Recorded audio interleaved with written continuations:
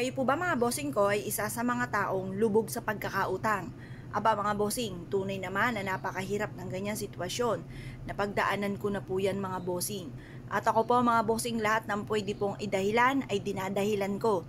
Ako po mga bossing ko ay araw-araw na umiiyak dahil hindi ko malaman kung paano ko mababayaran ang mga pagkakautang.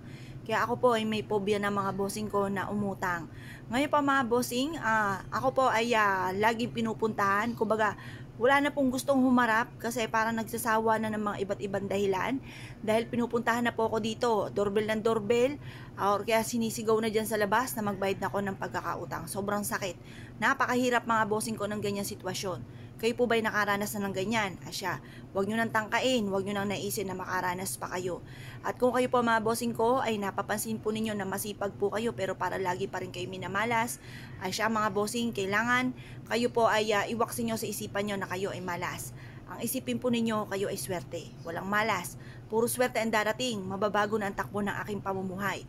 Ganun po ang inyo po mga pag-wish, walang gamit na sana, direct to the point. Tapos, kayo po mga bossing ko, kailangan kapag kayo nagwi-wish, magmumula sa puso. At kapag po kayo ay nagwi-wish, kung ano yung binubukan ng bibig, ay tinatakbo rin ng diwa. Ngayong araw na ito, kung kailan nyo man pa ito mapapanood, at kayo po ay tambak ng problema, huwag po kayong mag-iisip na hindi nyo na kaya. Ang isipin po ninyo, kaya ko to, malalampasan ko to, magiging okay ang lahat.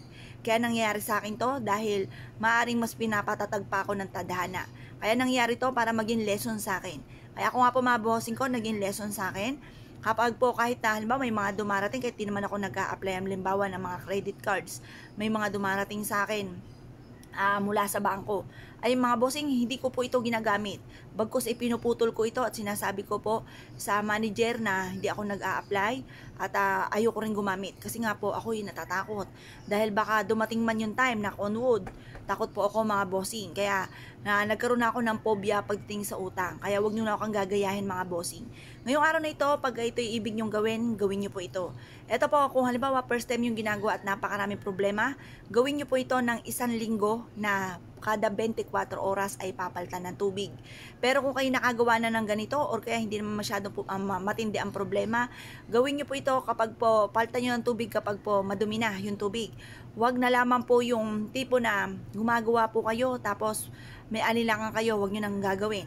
Or kaya po, huwag nyo pababayaan mga bossing ko na ang inyong pong tubig ay madumi na, hinahayaan nyo lamang. Kapag po ito parang marami na nakalutang, marami na alikabok, itapon nyo lang po ito, simple lang naman, lalagyan nyo ulit ng tubig, hugasang magaling itong ating baso. At pagkatapos mag-wish po kayo, halimbawa ganito po, halap kayo sa may silangan ng mga 6:30 or kaya 7:00, sa pamamagitan ng sipag at tiyaga at double time sa pagkayod, makakabayad na ako sa aking mga pagkakautang at kailanman ay hindi na ako mangungutang pa. Or kaya po ay sabihin nyo po dito, na i-wish nyo po yung mga bagay na nais niyo. Magkaroon ako ng negosyo na dito na ako yayaman. Magkaroon ako ng mga bagay na matagal ko nang pinapangarap. Magkaroon ako ng malaking bahay. Magkaroon ako ng kung ano po yung nais po ninyo na walang gamit na sana. Ganon yung mga pag-wish. Ngayon pa mga bossing, pagtapos na po ay mag-wish, ito pong ating pong tubig. Itapon nyo lamang po ito mga bossing. Itapon nyo na yung tubig po natin. At pagkatapos ay palitan nyo po ito ng panibagong tubig pag nagdumi na ang tubig. Pagkatapos nyo po mag-wish na ibilad ito sinag ng araw, ilagay nyo po ito. Marami kayong pwedeng paglagyan. Pwede po sa bago pumasok ng inyong main door or kaya sa likod ng pintuan ng main door. Pwede rin ito sa ilalim ng inyong higaan. Basta lagi nyo i-check mga bossing. Ako dati di sinuswerte na nga. Ngayon po, nalibang po ako. Nakalimutan ko na mga bossing ko yung tubig. Alam niyo po ba, may dumating ulit ang pagsubok, sinilip ko sa ilalim ng higaan, ay naku, tuyo na pala. Kaya kailangan mga bossing ma-maintain ang kalinisan ng tubig at huwag niyong hayaan na matutuyo po ito. Kaya kung kayo pinaniwala at nais po itong gawin, ay siya mga bossing, good luck bossing niyo po lahat.